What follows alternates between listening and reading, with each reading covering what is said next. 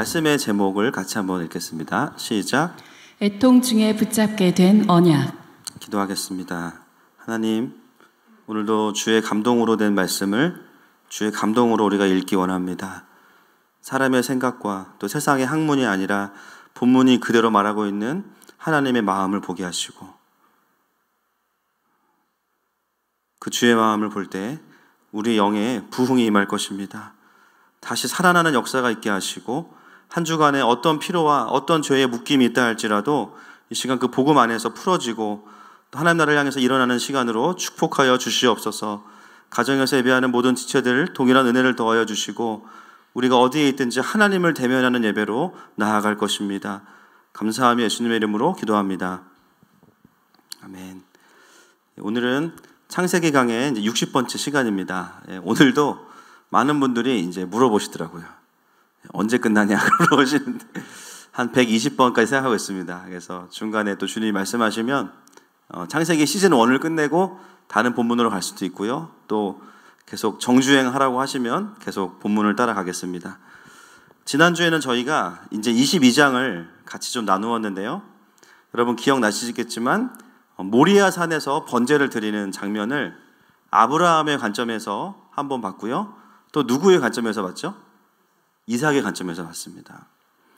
그 모리아 산의 번제는 믿음의 정점, 하나님의 하나님 되심을 고백하는 아버지 아브라함과 또 놀랍게도 10대 후반의 나이에 그 고백을 함께 드리고 있는 이삭의 자발적인 순종.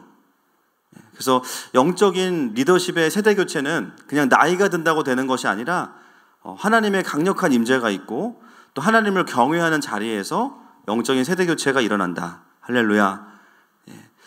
여호수아도 모세가 하나님을 늘 대면했던 회막에서 떠나지 않음으로 인해서 늘 하나님의 영광 앞에 있었거든요. 특별히 리더십 트레이닝을 따로 하지 않았습니다. 그러나 때가 되었을 때 모세가 마주하고 대면하던 그 하나님을 여호수아도 바라보다가 어느 순간에 모세를 이어서 하나님의 리더십으로 세워지는 것을 보게 되죠. 바로 그러한 장면이 우리가 22장을 통해서 봤던 내용들입니다. 오늘 이제 23장을 볼 텐데요. 어떤 분들 중에 좀 예리하신 분들은 목사님 왜 족보를 스킵하시지? 이런 믿음 없는 분들이 계실 수 있습니다. 22장 후반부에 보면 약 4절에 걸쳐서 족보가 나와요. 그래서 혹시나 또 서운하실까 봐 그 22장 오늘 읽진 않았지만 이 족보에 대한 부분을 짧게 정리하고 23장으로 넘어가겠습니다. 한번 읽어보실까요? 22장 20절부터 24절까지 같이 한번 읽겠습니다. 시작. 일후에 어떤 사람이 아브라함에게 알리어 이르기를 밀가가 당신의 형제 나홀에게 자녀를 낳았다 하였더라. 그의 맏아들은 우스요, 우스의 형제는 부스와 아람의 아버지 그무엘과 게셋과 하소와 빌다스와 이들랍과 부두엘이라. 8사람은 아브라함의 아들 형제 나홀의 아내 밀가의 소생이며, 부두엘은 리브가를 낳았고 나홀의 첩 르우마라 하는 자도 데바와 가함과 다하스와 마아가를 낳았더라. 여러분, 이 족보가 누구의 족보죠? 아브라함의 동생인 나홀의 족보입니다. 보통 성경은 기록할 때요, 세대 교체가 일어나면 그 이전에 아비의 세대를 족보로 정리합니다. 원래는 흐름대로 가려면 여기서 아브라함이 죽어야 됩니다. 그리고 아브라함이 죽고 그 자녀에게 이어졌다라는 개념으로 정리하는 개념으로 족보가 나와야 되거든요. 근데 오늘 본문을 보면 아브라함의 족보가 아니라 아브라함의 동생인 나홀의 족보가 나옵니다. 왜 갑자기 동생의 족보가 등장할까요? 23절을 한번 보시면 수많은 이름 중에 내가 아는 사람이다 하는 사람이 딱 한 명 나옵니다. 누굴까요? 누구요? 네, 자신이 없으신, 다시 한번 누구요? 네, 맞아요. 리브가입니다. 리브가의 단어를 딱 보는 순간 여러분 이 족보의 의미가 갑자기 깨달아지실 거예요. 여러분, 오늘 우리가 읽고 있는 이 23장의 본문은 누구의 죽음을 다룬 이야기입니까? 사라의 죽음이에요. 열방의 어미인 사라가 이제는 다 할 사명을 다 하고 하나님께로 가는 장면이 오늘 본문인데, 그 바로 앞에 왜 나홀의 족보가 나오냐면 그 족보에서 누가 나오기 때문이에요? 사라의 며느리인 리브가가 나오기 때문입니다. 즉 22장은 아브라함에서 이삭으로만 세대교체가 있는 것이 아니라 사라에게서 리브가로의 세대교체도 함께 우리에게 이야기하고 있는 거죠. 이해가 되시죠? 그래서 오늘 장사를 지내는 이 사라의 뒤를 이은 새로운 열방의 어미로서 리브가를 본 무대에 등장시키는 내용이 이 족보의 핵심적인 메시지가 되겠습니다. 그래서 22장은요, 전반적으로 완전한 세대교체를 우리에게 보여주고 있습니다. 여러분, 하나님은 절대로 한 세대, 한 사람, 한 교회만을 쓰시지 않습니다. 하나님은요, 계속해서 세대와 세대를 이어가면서 하나님의 사람들을 일으키십니다. 또 여러 교회들을 사용하세요. 경쟁이라기보다는 한 리더십이 다른 리더십을 일으키고 또 세우게 하셔서 아름답고 멋지게 세대교체를 이루어내시는 분이 바로 하나님이십니다. 그래서 교회에서도 보면 건강한 교회는요, 영혼들이 와서 회심하고 거기서 끝나는 게 아니라 어떻게 돼요? 성장해요. 하나님 나라의 리더십으로 말씀을 배우고 세계관을 배우고 성령의 충만함을 경험하고 자신의 문제들이 돌파되면서 리더로 성장합니다. 그러면 어느 순간 자녀로서의 자리에 있다가 시간이 지나고 보면 아비와 어미의 자리에 와 있는 것을 보게 되죠. 그 과정이 바로 하나님께서 하시는 자연스러운 세대교체입니다. 저는 저희 개인들뿐만 아니라 하늘마음교회가 조국교회의 리더십을 이어받아서 성령 충만하게 달려가는 교회가 되기를 선포하고 축복합니다. 오늘 본문을 제가 1부 때는 좀 얘기는 안 했는데 우리 싱글들에게 굉장히 중요한 의미가 있어요. 아까 이제 족보의 이야기가, 여러분 지금 이삭은 세대 교체를 했지만 리브가의 존재를 알아요, 몰라요? 모릅니다. 이게 되게 중요한 은혜가 되는 구절이에요. 지금 리브가를 못 만났어요. 언제 만나요? 다음 주에 만납니다. 굉장히 중요한 메시지예요, 싱글들한테는. 아직 만나지는 못했지만 리브가가 태어났다는 거예요. 할렐루야. 여러분의 배우자는 이미 태어났습니다. 잘 크고 있습니다. 할렐루야. 그리고 멀리 있지 않아요. 제가 이 본문을 묵상하다가 그 찬양이 떠올랐어요. 주위를 둘러보면 아무도 없는 듯 믿음의 눈을 들면 보이는 분 계시네. 누굴까요? 네, 미래의 남편입니다. 할렐루야. 네, 본문을 보다가 참 이 메시지가 우리 청년들에게 참 은혜가 되겠다. 네, 우리가 흔히들 태어는 났니? 이렇게 이야기하는데 태어났어요. 주님이 잘 키우고 계십니다. 네, 곧 만나게 될 줄 믿습니다. 자, 싱글들은 오늘 은혜 다 받았으니까 이제 졸아도 됩니다. 자, 이제 오늘 메인 본문으로 들어가겠습니다. 23장 1절 말씀 같이 읽겠습니다. 시작. 사라가 127세를 살았으니 이것이 곧 사라가 누린 횟수라. 성경에 보면 죽을 때의 나이를 유일하게 기록해 놓은 여성이 누굴까요? 사라입니다. 다른 자매들은요, 죄송하지만 죽을 때의 나이가 기록되어 있지 않아요. 왜 사라의 죽을 때의 나이만 성경은 기록하고 있을까? 오랫동안 좀 고민했습니다. 기도하면서. 그만큼 사라는요, 존재로서 너무나 귀한 삶을 살았다라는 거예요. 이스라엘의 시작으로서 또 다른 하와의 개념으로 사라의 삶은 하나님께 드려졌습니다.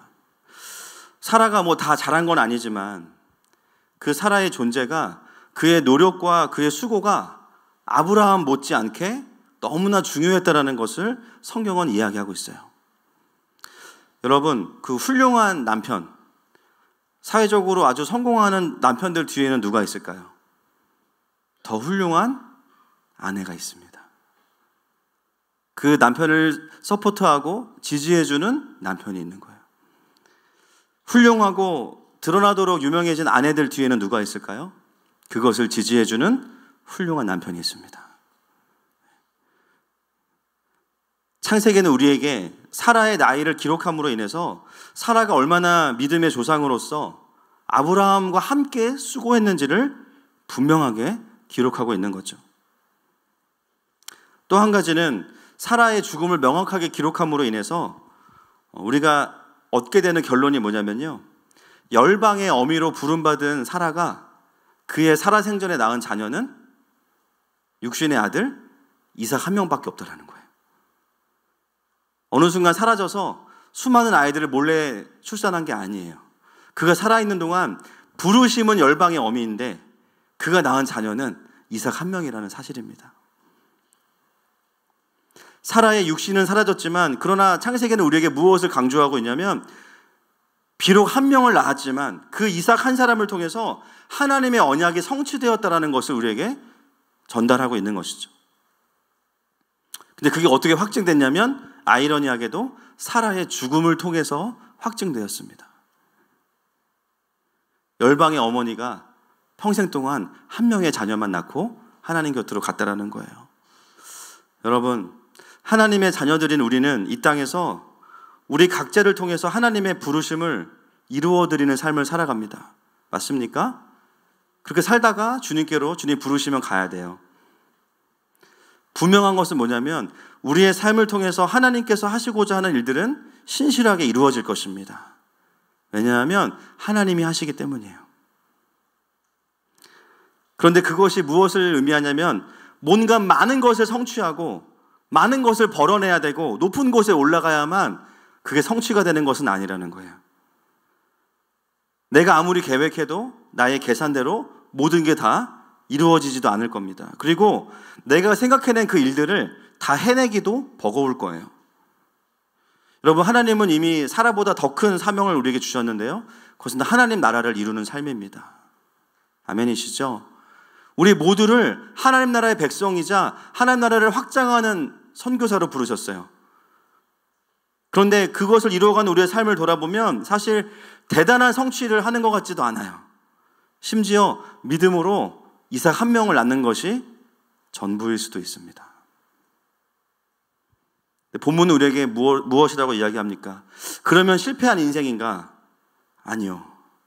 오늘 본문은 우리에게 그렇지 않다고 이야기합니다. 여러분, 사라가 얼마나 괴로웠겠어요.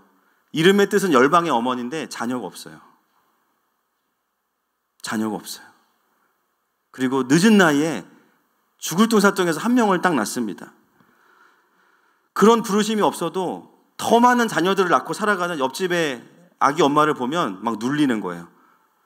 옆에 있는 김씨 아줌마는 부르심이 없는데 애가 6이야. 남편하고 쳐다만 보면 애가 생겨. 사라는 아무리 노력을 해도 주시질 않아. 내가 정말 열방의 어머니일까? 정말 하나님이 나를 그렇게 부르셨을까? 근데 왜 내 삶에는 열매가 없지? 적어도 열방의 어미가 되려면 이렇게 살아서는 안 되는 거 아닐까? 그런 생각을 수도 없이 하면서 살았을 겁니다. 결국 그의 삶은 그럼에도 불구하고 단 한 명의 아들을 낳고 마무리가 되었다라는 것이죠. 중요한 것은 뭐냐면 그 아들을 통해서 하나님의 언약이 성취되었다는 것입니다. 나는 믿음으로 했지만 사람들은 별로 인정해 주지 않아요. 아이 하나 낳은 걸 뭘 그렇게 대단하다고 하느냐. 오히려 더 많은 성취를 이루며 살아가는 사람들을 보면서 정말 내 삶이 하나님께 영광이 되는가, 부르심을 따라가고 있는 게 맞는가 고민이 드는 것이죠. 여러분, 우리는 오늘 이 본문을 기억해야 됩니다. 하나님은 분명히 위대한 분이세요. 아멘이시죠? 하나님은 구원의 일을 스스로 행하시는 분이십니다. 그러나 우리가 그 모든 걸 다 행하는 것은 아니라는 거예요. 우리는 어디에 집중하냐면 지금 내가 믿음으로 낳아야 될 이삭 한 명에만 집중하면 됩니다. 비교할 필요 없어요. 불만족스러워할 필요 없습니다. 우리의 영광은 많은 일을 하고 죽는 게 아니라 하나님이 하라고 하시는 일을 하고 죽는 것입니다. 그래서 하나님 나라의 큰 그림과 그 속에서 우리가 뭔가 거창하고 큰 일을 해야만 그 일을 이루어내는 것이 아니라는 거예요. 우리가 해야 될 것은 뭐냐면 믿음의 자녀를 낳고 순종하는 삶을 살아가는 거죠. 여러분, 그런 의미에서 좀 우리의 삶을 돌아보면 좋겠습니다. 내가 정말 계획하고 기도하는 것들이, 성취하려고 하는 것들이 하나님의 부르심인가? 때로 우리는 사명을 이야기하고 소명을 이야기하고 비전을 말하면서도요, 부르심이라고 말하지만 사실은 남들도 인정할 만한 어떤 성취를 따라갈 수도 있어요. 만약에 그렇다면 우리의 존재를 하나님 앞에서 돌아보셔야 됩니다. 나는 왜 이렇게 성취에 집착할까? 나는 왜 이렇게 어떤 위치에 집착할까? 왜 나는 그것으로 나를 드러내려고만 하는가? 그것이 하나님으로부터 온 것이 아니라면 진정한 성취는 계속해서 뒤로 미루어질 거예요. 하나님 우리를 그렇게 다루어 가시기 때문입니다. 하나님이 없는 성취는 바벨탑이 될 수 있기 때문이에요. 저는 우리가 아무것도 되지 말자는 것을 말씀드리는 게 아니라 저와 우리 모든 성도들이 정말 하나님께서 주시는 성취를 누리기를 축복합니다. 그게 진짜이기 때문이에요. 저는 우리 모두가 하나님 안에서 하나님의 통치 아래에서 진짜 열매와 성취와 진짜 강력한 열매들을 가지고 살아갈 수 있기를 축복합니다. 자, 오늘 본문 같이 보겠습니다.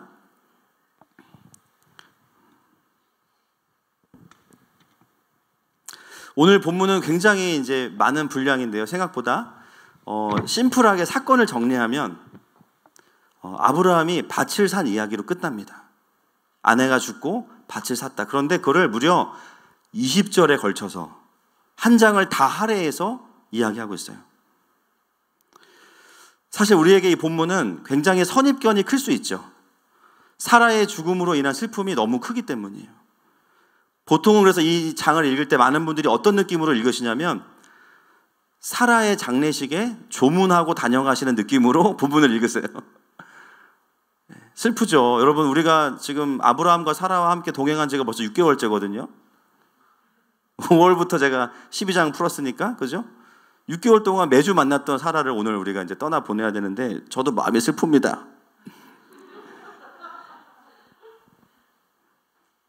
아브라함 얼마나 슬프겠어요. 평생을 함께해온 아내가, 그렇죠? 물론 하나님의 부르심을 받았지만 얼마나 슬프겠습니까? 그래서 이 사라의 죽음이 너무나 큰 트라우마로 본문에서 읽혀지기 때문에 우리가 놓치는 게 있어요.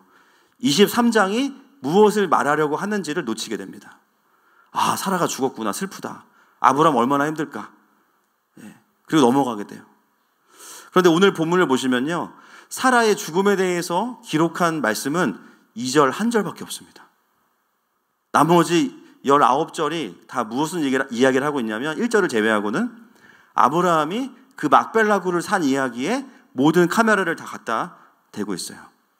그 흥정하는 이야기가 오늘 본문의 대부분입니다.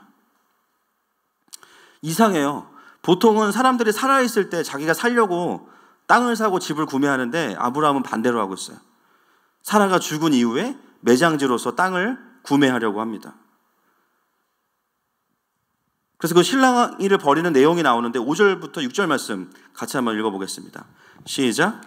헷 족속이 아브라함에게 대답하여 이르되 내 주여 들으소서. 당신은 우리 가운데 있는 하나님이 세우신 지도자이시니 우리 묘실 중에서 좋은 것을 택하여 당신의 죽은 자를 장사하소서. 우리 중에서 자기 묘실에 당신의 죽은 자 장사함을 금할 자가 없으리이다. 자, 땅을 사는 실랑이를 벌입니다. 아브라함은 그 묘지를 사겠다고 하고 해쪽 속은 그냥 쓰라고 합니다. 여러분 같으면 어떻게 하시겠어요? 그냥 쓰라고 하면. 우리 같으면 핸드폰으로 녹음하죠. 그죠? 진짜지 녹음하고 사인하고 복사하고 다 해요. 막 혈서 쓰고 다 합니다. 근데 아브라함은 어떻게 하냐면요. 9절 말씀 같이 한번 더 볼까요? 9절 시작. 그가 그의 밭머리에 있는 그의 막벨라 굴을 내게 주도록 하되 충분한 대가를 받고 그 굴을 내게 주어 당신들 중에서 매장할 소유주가 되게 하기를 원하노라 하매. 아브라함은 굳이 그 땅을 사겠다 그러는 거예요. 7절과 12절에 보면 아브라함의 행동이 나오는데 동사를 보면요, 그가 몸을 굽히고 12절에도 몸을 굽히고. 여러분, 오늘 해쪽 속이 아브라함을 뭐라고 부르냐면요, 당신은 우리의 지도자입니다라고 부르거든요. 그럼 아브라함이 몸을 굽힐 위치가 아니에요. 근데 아브라함이 몸을 굽히고 있습니다. 그것은 무엇을 의미하냐면 정말 그 땅을 간청한다라는 거예요. 그 땅을 내가 꼭 사야겠다라고 이야기하는 거예요. 그리고 보면 성문 앞에서 사람들이 보는 곳에서 공식적으로 그 땅을 삽니다. 성문 앞에서 산다는 것은 뭐냐면 거기가 이제 결정하는 재판소의 자리이기 때문에 법적인 효력이 있어요. 쉽게 말하면 부동산에 가서 계약을 한 거예요. 그리고 그 땅을 삽니다. 그러면서 이 대화 중에 굉장히 웃긴 부분이 나오는데요. 15절 말씀만 보겠습니다. 15절. 에브론이 아브라함에게 대답하는 거예요. 시작. 내 주여 내 말을 들으소서. 땅값은 은 400세겔이나 그것이 나와 당신 사이에 무슨 문제가 되리이까. 당신의 죽은 자를 장사하소서. 여러분 예를 들어 보겠습니다. 제가 친구네 집에 놀러 가서 제가 기타를 좋아하기 때문에 친구의 기타를 쳤는데 너무 좋아요. 너무 좋다. 그랬더니 친구가 야, 그냥 좀 네가 써 그러는 거예요. 제가 또 마음에 기타는 원래 이렇게 빌리는 거 아니거든요. 그래서 내가 돈 주고 사야지. 이거 얼마야? 아이 그냥 쓰라고. 아이 그래도 내가 사야지. 그냥 쓰라니까. 아니야 내가 살 거야. 에이 그거 350만 원인데 그게 무슨 상관이야. 그 350만 원밖에 안 하는데 신품으로 그거 뭐 굳이 네가 구하기도 힘든 건데 하여튼 그냥 써. 괜찮아 나는. 이게 쓰라는 거예요? 사라는 거예요? 여러분. 여러분 오늘 본문에 보면 실랑이를 벌이는 것 같지만 사실은 팔고 있는 겁니다. 선물로 주겠다고 했지만 굳이 또 아브라함은 사겠다 그래요. 그래서 제가 이 은 400세겔이 그 당시에 시세에 맞는지 알아보려고 막벨라 부동산 전화해봤어요. 거기 박 사장님한테 거기 막벨라굴 지금 그 평당 얼마나 하냐고 물어봤더니 이 400세겔은 엄청나게 비싸게 주고 산 거예요. 그보다 훨씬 더 후대에 예레미야가요. 아나도스에 있는 땅을 살 때 얼마를 줬냐면 17세겔을 줬습니다. 17세겔. 그리고 다윗 때 다윗이 아리우나 타작마당을 살 때 50세겔을 지불하고요. 그리고 오므리 왕이 사마리아 성을 건축하기 위해서 성 전체를 살 때 6,000세겔 들었습니다. 근데 지금 이 막벨라굴을 포함한 밭이 얼마 안 되는데 이 땅을 사는데 얼마가 들어요? 훨씬 더 과거인데 400세겔이에요. 300원짜리 땅을 12,000원에 사는 거예요. 그냥 부른 대로 값을 지불한 거예요. 아브라함이 이 땅을 이렇게 비싸게 산 이유가 무엇일까? 이 간단한 이야기를 왜 성경은 한 장 내내 이야기하고 있을까? 우리에게 어떤 질문을 던지냐면 아브라함이 이 땅을 산 구매 의도를 깊이 묵상하라는 것을 끊임없이 우리에게 질문하고 있습니다. 여러분, 아브라함은 왜 이 땅을 그렇게 비싼 값을 주고 샀을까요? 여러 가지 추측을 해볼 수 있겠죠. 첫 번째, 재테크. 어제 아비멜렉한테 들었어요. 저기 막벨라굴에다가 저기 KTX 들어갈 거다. 그래가지고 와가지고 울다가 갑자기 생각나가지고 산 거야. 아내는 일단 갔으니까 잘 보내고 난 땅을 사야지. 예, 그렇다고 하기에는 너무 비싸게 샀습니다. 재개발돼도 그 가격이 안 될 거예요. 너무 비싸게 샀어요. 이익을 보려고 구매한 것은 아닐 거라는 거죠. 4절 말씀도 볼까요? 4절 말씀. 23장 4절 말씀. 시작. 나는 당신들 중에 나그네요 거류하는 자이니 당신들 중에서 내게 매장할 소유주를 주어 내가 나의 죽은 자를 내 앞에서 내어다가 장사하게 하시오. 여기 보면 아브라함이요 자신의 정체성을 이야기하는데 나그네요 이렇게 얘기합니다. 아브라함은요 땅을 사는 거에 관심이 없어요. 사실 나그네이기 때문에. 적어도 확실한 거는 아브라함은 재테크를 부동산으로 하진 않았습니다. 뭐 주식은 했겠죠. 땅을 사진 않았어요. 두 번째, 성경을 조금 연구하고 책을 보시는 분들은 여기까지는 이해하시는 분들이 있어요. 이 땅이 언약의 땅이니까 샀다. 맞는 말입니다. 그래서 산 거 맞아요. 그러나 한 번 더 생각해 보세요. 만약에 하나님이 주신 가나안 땅을, 그 넓은 땅을 사서 회복하는 게 부르심이라면 아브라함이 수십 년을 거기 지내면서 땅을 계속 사야겠죠. 땅이 나올 때마다 양 5마리 팔아가지고 5평 사고, 땅이 나올 때마다 계속 땅을 사야 됩니다. 그런데 아브라함이 그 땅에 살면서 샀던 경우는 2가지밖에 없어요. 브엘세바의 우물과 오늘 본문의 막벨라굴 포함한 밭. 그 땅이 하나님의 언약의 땅인 건 맞습니다. 그러나 그 땅의 언약을 성취하는 방법으로 땅을 구매하는 것은 아브라함의 방법이 아니었어요. 아브라함의 방법은 뭐냐면 그 땅에서 믿음으로 버티면서 하나님을 예배하는 거였습니다. 아, 그렇다면 언약의 땅을 회복하기 위해 땅을 산 것도 아니겠구나. 여러 가지로 추측을 해보지만 답을 알기가 쉽지 않아요. 그럴 땐 어떻게 되냐면요, 반대로 생각하면 돼요. 땅을 이렇게 비싸게 구매해서 발생되는 효과가 무엇일까? 이 땅을 비싸게 구매해서 거기에 아내를 장사 지낼 경우에 어떤 일이 벌어지는가? 어떤 일이 벌어질까요? 아브라함은 그 땅을 떠날 수 없게 됩니다. 그 땅을 떠날 수 없어요. 사랑하는 아내가 묻혀 있고 비싼 값을 주고 딴 땅이기 때문에 그 땅을 떠날 수 없어요. 이 땅을 구매한 아브라함의 직접적인 의도는 무엇이냐면 자기 자신을 그 땅에 묶어두는 겁니다. 아브라함은 왜 그래야만 했을까요? 2절 본문에 나와 있습니다. 같이 보겠습니다. 2절 시작. 사라가 가나안 땅 헤브론 곧 기럇 아르바에서 죽음에 아브라함이 들어가서 사라를 위하여 슬퍼하며 애통하다가. 여러분 어디에 주목해야 되냐면요, 애통하다가에 주목하셔야 됩니다. 영어 성경은 이 뉘앙스를 그 원어에서 번역을 잘 못했어요. 죄송하지만 한글 성경은 잘했습니다. 애통을 마치고 일어난 게 아니라 애통하다가 갑자기 일어난 게 원어의 뉘앙스입니다. 그리고 아브라함이 안 슬퍼한 게 아니라 슬퍼하며 애통하였다는 말이 2번 반복되면서 극심한 슬픔을 이야기하고 있거든요. 아브라함이 땅에 대한 욕심이 있어서 아내를 잃어버리고 땅을 산 것이 아니라 그 반대입니다. 너무 아내를 잃어버린 슬픔이 극렬하다 보니까 그 와중에 땅을 사게 된 거예요. 우리는 그 사이에 어떤 마음의 변화가 있었는지를 읽어내야겠죠. 여러분, 이 가나안 땅과 헤브론은요, 아브라함이 20년 넘게 그 땅에서 아내와 함께 살았어요.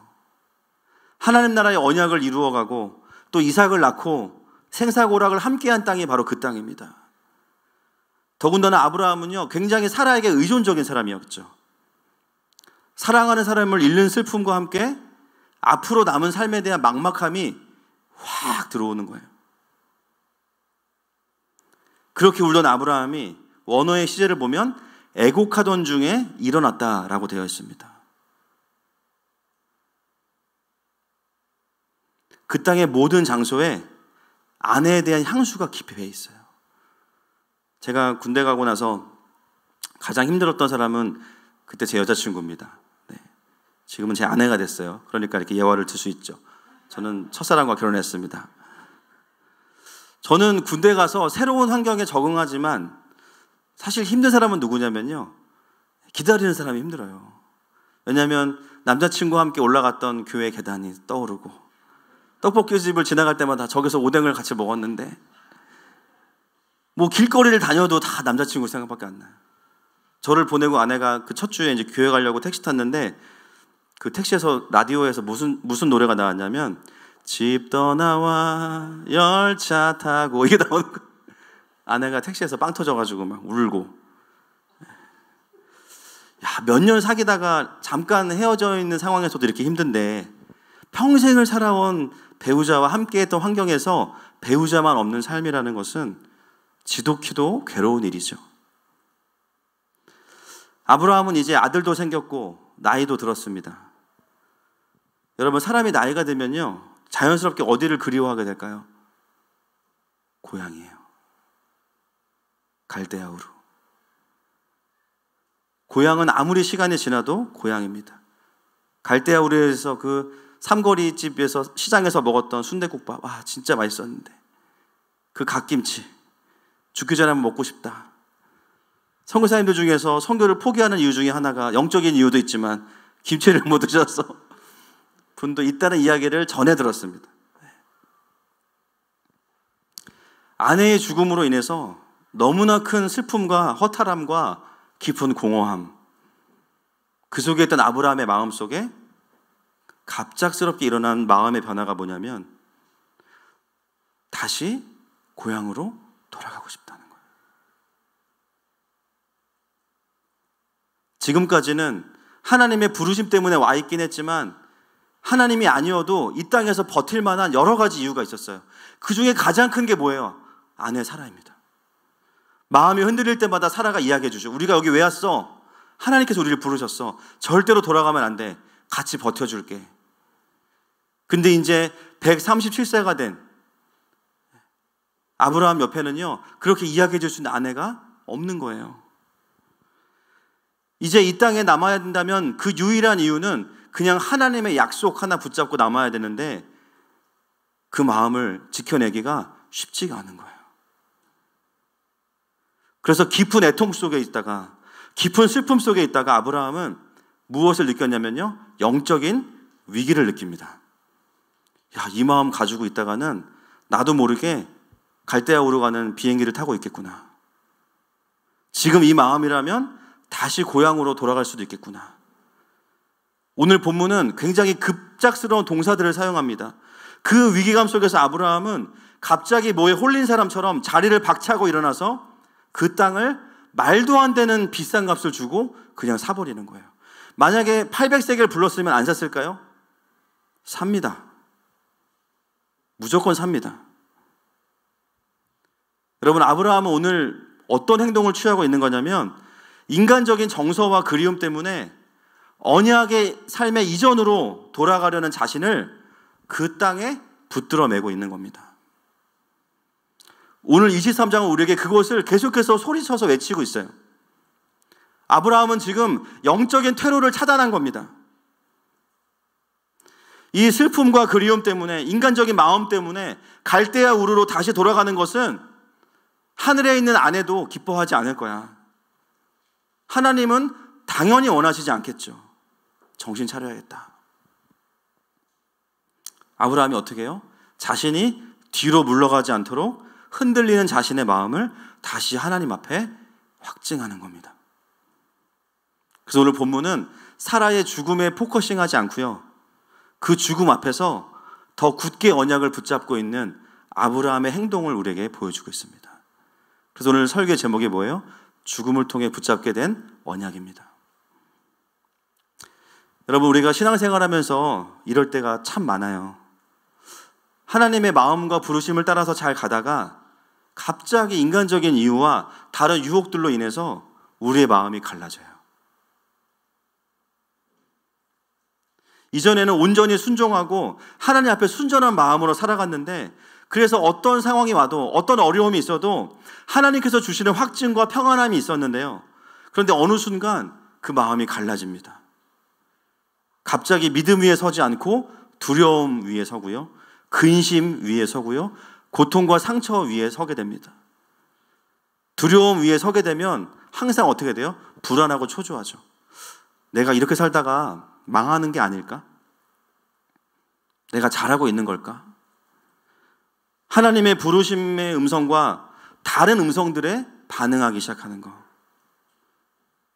성경은 이것을 무엇이라고 말하냐면 야고보서 1장 6절부터 8절 말씀 같이 보겠습니다. 시작.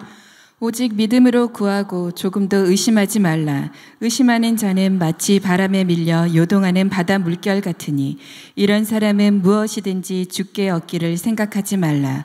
두 마음을 품어 모든 일에 정함이 없는 자로다. 두 마음을 품었다고 이야기합니다. 두 마음. 마음에 정함이 없는 사람. 야고보서는 두 마음을 품은 자는요, 주님께 얻을 수 없다라고 이야기해요. 얻을 수 없다는 게 뭐냐면 열매와 응답이 없다는 거예요. 교회를 다니는데, 예배도 드리는데, 열심히 뭔가 하는데 중요한 건 뭐냐면 그 마음이 두 마음이에요. 하나님을 신뢰하는 마음도 있지만 세상의 유혹과 두려움을 뿌리치지 못하는 마음을 가지고 여전히 하나님 앞에서 반응할 때, 왜 두 마음을 품으면 응답이 없을까요? 제가 풀어드리겠습니다. 우리가 두 마음을 품으면 우리가 어떻게 오해하냐면요, 하나님이 딱 보다가 너 지금 두 마음이지, 패스, 네 기도는 패스야, 그렇게 반응하시는 게 아니에요. 하나님이 미워서 응답을 안 주시는 게 아니에요. 여러분, 오해하시면 절대 안 됩니다. 두 마음이라는 것은 뭐냐면 하나님을 신뢰하기 때문에 하나님을 선택하는 마음과, 쉽게 말하면 세상의 두려움과 유혹 때문에 하나님을 선택하지 않는 마음인데요, 이 마음을 갖게 된다는 것 자체가 무엇을 의미할까요? 하나님의 통치를 내가 거절하는 거예요. 하나님이 나한테 삐져서 나 미워서 응답을 안 주시는 개념이 아니라 내가 하나님의 통치를 거절하고 밀어내는 거죠. 하나님, 나 두려운데 하나님 못 믿으니까 내가 이렇게 할 거예요. 이 행동 자체가 뭐예요? 하나님 나에게 필요 없어요 라는 뜻입니다. 존재가 하나님을 거절하는 거. 믿음의 삶을 거절하는 거. 그래서 하나님의 인도하심과 개입을 내가 거절하는 겁니다. 그렇기 때문에 응답과 열매의 삶은 뒤로 미루어질 수밖에 없어요. 하나님은 그걸 먼저 다루신 다음에 다시 하나님을 향해서 한 마음으로 바뀌어지고 이 삶을 맞다라고 확증하시기 위해서 응답과 열매를 주시기 때문이에요. 오늘 아브라함의 모습이 우리에게 도전이 되는 이유는 뭐냐면 순간적으로 고향으로 부르심 이전으로 돌아가려는 인간적인 마음들을 아브라함이 어떻게 해요? 끊어버리는 거죠. 돌아갈 수 없도록. 엄청난 대가를 지불하고 그 땅을 아예 사버립니다. 이제는 못 돌아가요. 그 땅이 부동산 내놔도 40세겔밖에 안 할 건데 어떻게 돌아가요? 여기 아내가 있는데 어떻게 돌아가요? 못 돌아갑니다. 아브라함은 마음만 확정한 게 아니고요. 보이지 않는 줄로 자신을 그 땅에 묶어버린 거예요. 왜냐하면 그 땅은 하나님의 언약의 땅이니까. 즉 다시 하나님의 언약에 자기가 붙어 있을 수 있도록 하나님의 사명에 자기를 묶어 놓은 것입니다. 여러분, 신앙생활을 잘한다는 것은 무엇을 의미하냐면 하나님의 마음이 아닌 것들은 정리하는 삶을 사는 겁니다. 동의하세요? 두 마음, 세 마음, 네 마음, 여러 가지 마음들이 있는데 그 중에 하나님의 마음이 아닌 것들은 정리하는 거예요. 그래서 야고보서에 보면은 무엇을 구하라고 말씀하시냐면 지혜를 구하라. 꾸짖지 아니하시고 넘치게 주신다. 할렐루야. 그 지혜가 뭡니까? 공부 잘하는 게 아닙니다. 물론 잘하면 좋겠어요. 그러나 그게 지혜가 아니라 하나님의 마음이 아닌 것들을 분별할 수 있는 분별력입니다. 유혹이 다가올 때, 거짓 메시지가 들어올 때, 하나님의 마음이 아니라 두려움이 들어올 때, 아, 이거 하나님으로부터 온 것이 아니구나. 그래서 분별할 수 있는 분별력이 하나님께서 주시는 지혜죠. 그렇게 분별하고 어떤 대가를 치르더라도 나를 하나님의 언약에 다시 묶어두는 삶을 결정하는 거, 그게 바로 신앙생활인 줄로 믿습니다. 여러분, 사역하면서 또 신앙생활하면서 가장 안타까울 때가 언제냐면요, 이런 모습들이 보일 때예요. 저도 그럴 때가 있고 보면 분명히 하나님의 마음을 잘 따라오셨는데 이분이 어느 순간 두 마음이 돼 있어요. 세상의 유혹과 두려움에 반응하고 거기에 반응하면서 하나님을 신뢰하기보다 자기의 계획과 또 두려움에 대해서 반응하는 삶을 살아가는 모습을 볼 때 너무 속상해요. 그럴 때의 모습들을 보면 성령 충만할 때의 모습은 온데간데 없고 벌써 예배 때 많이 졸아요. 그런 분들은. 사실 지금 주무시는 분들은 영적인 문제가 아니라 마스크 때문입니다. 과호흡이 오면서 저도 수요 금요 예배 때 죽겠어요. 막. 이게 참 방해가 심한데 여러분 참 잘 버티고 계신 것 같아요. 하나님의 마음을 따라가지 않는 사람들은 벌써 예배가 달라요. 예배 온도가 다르고 하나님 앞에서의 마음이 달라요.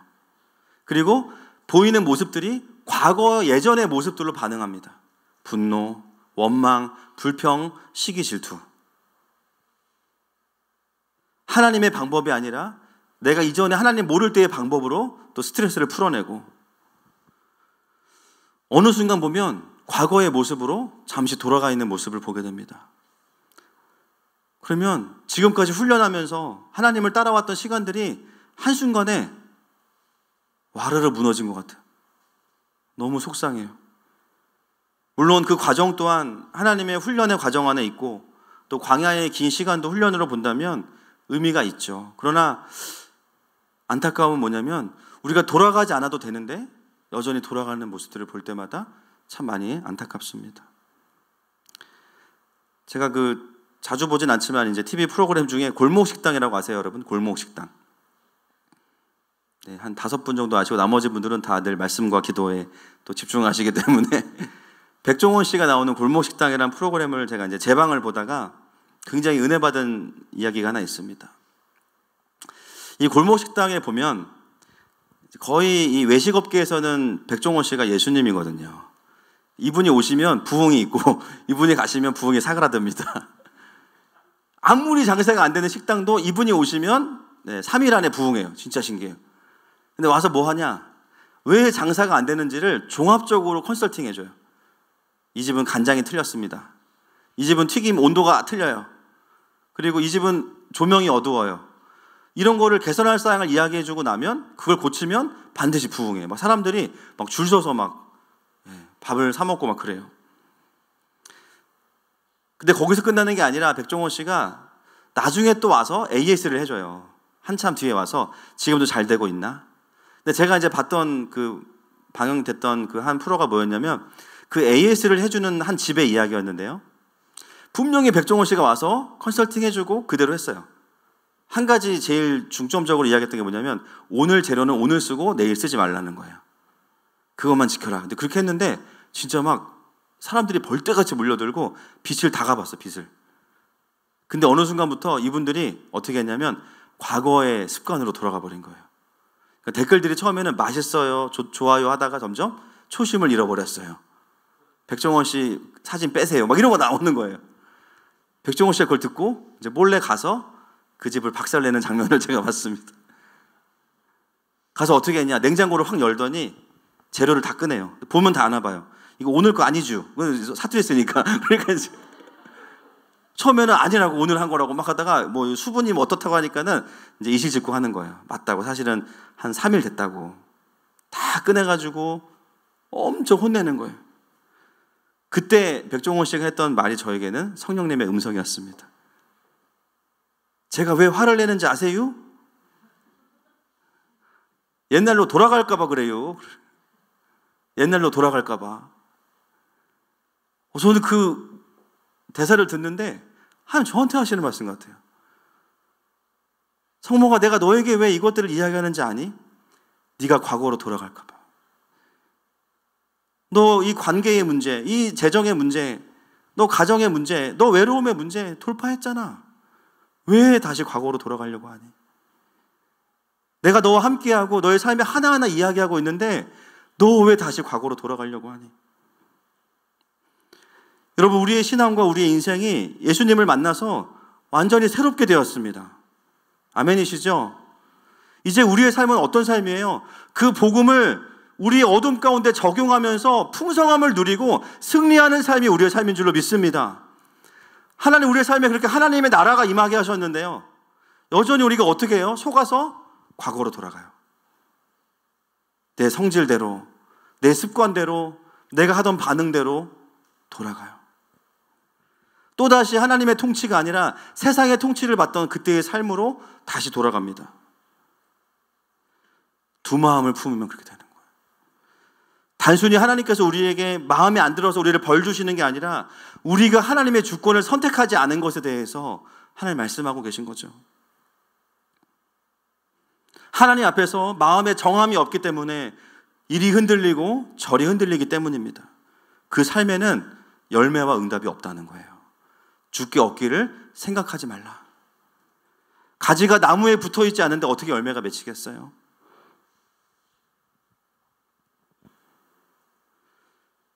여러분, 하나님 우리의 삶을 이렇게 인도하여 가고 계십니다. 아멘이시죠? 두 마음이 아니라 순전한 마음을 품도록 우리를 인도해 가고 계세요. 여러분, 하나님께서 저희를 왜 하늘마음교회로 부르셨을까요?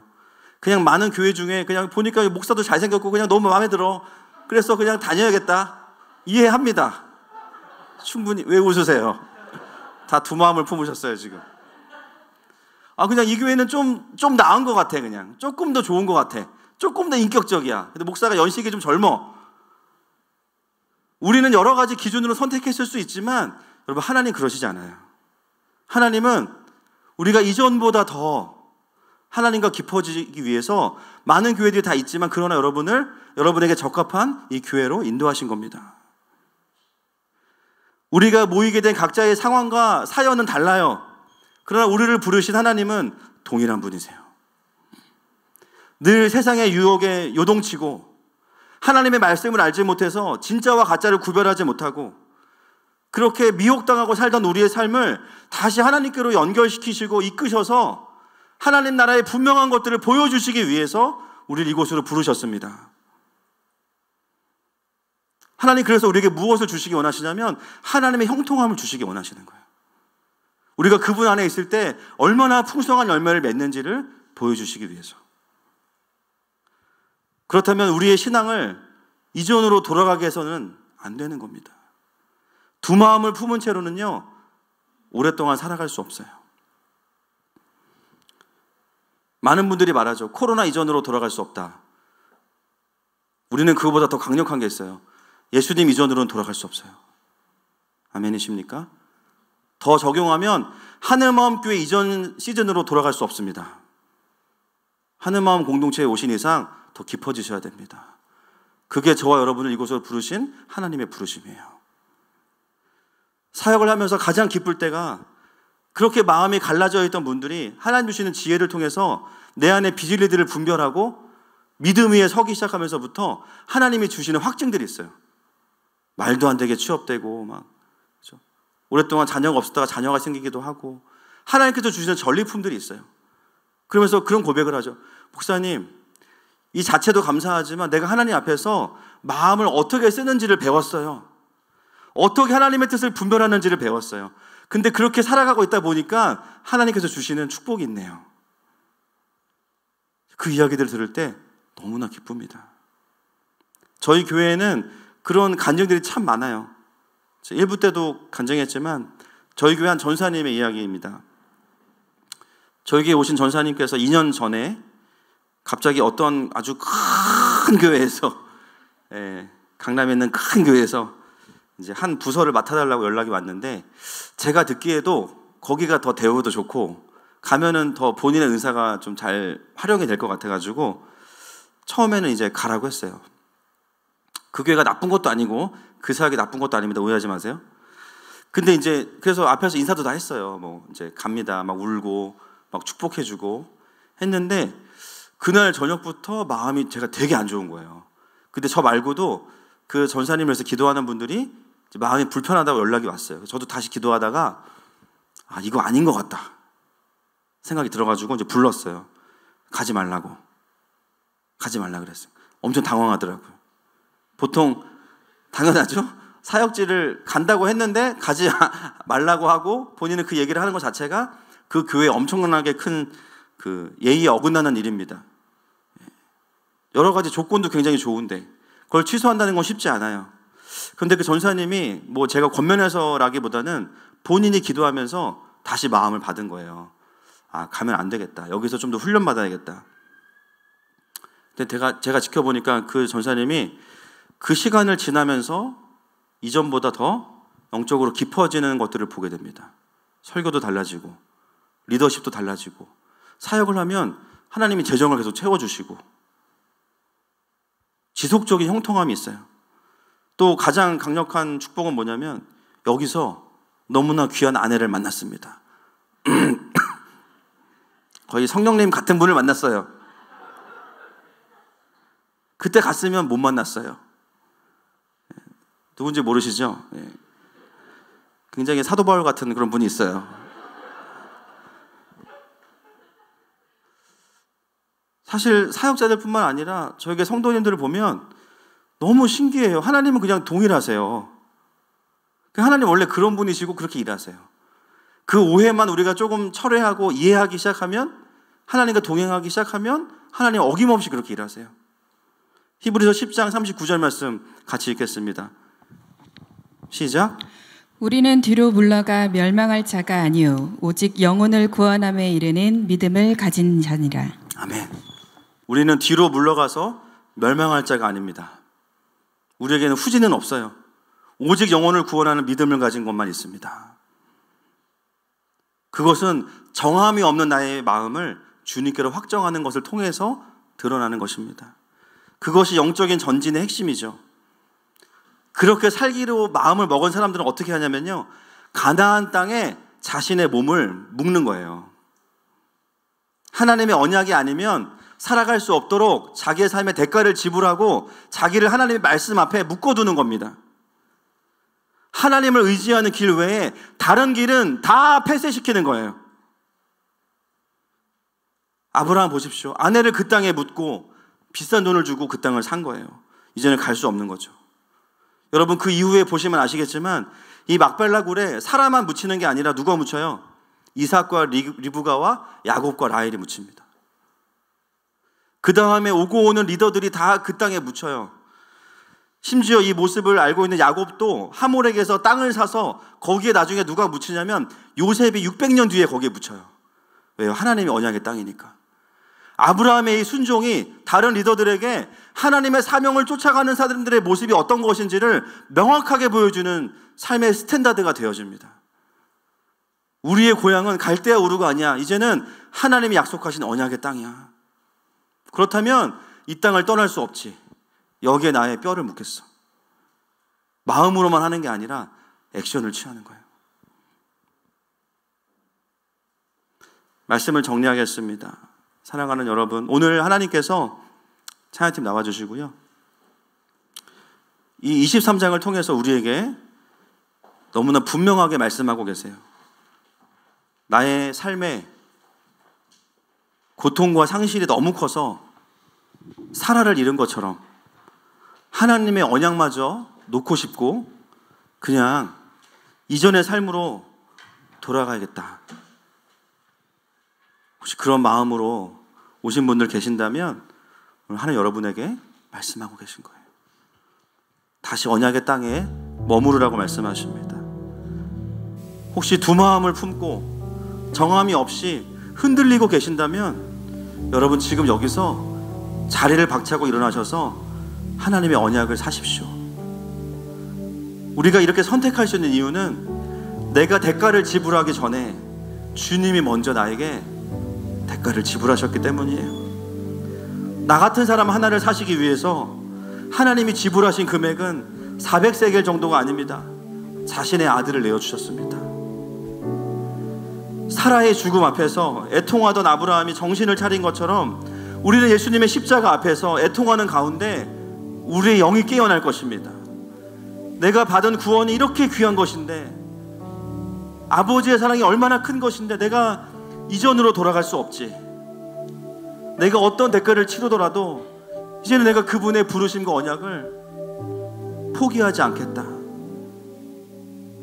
사랑하는 여러분, 우리가 이전의 삶으로 돌아가지 않아야 되는 이유는 나를 살려주신 하늘 아버지의 사랑을 배신할 수 없기 때문입니다. 여러분, 이 땅을 사십시오. 하나님의 언약을 사십시오. 무엇과도 바꾸지 마십시오. 돌아갈 수 없다면 전진하는 것 외에는 방법이 없어요. 오랫동안 반복되었던 죄악을 끊을 수 없습니까? 그래서 우리에게는 주님이 필요합니다. 상처를 치유하고 치유해도 또 상처받습니까?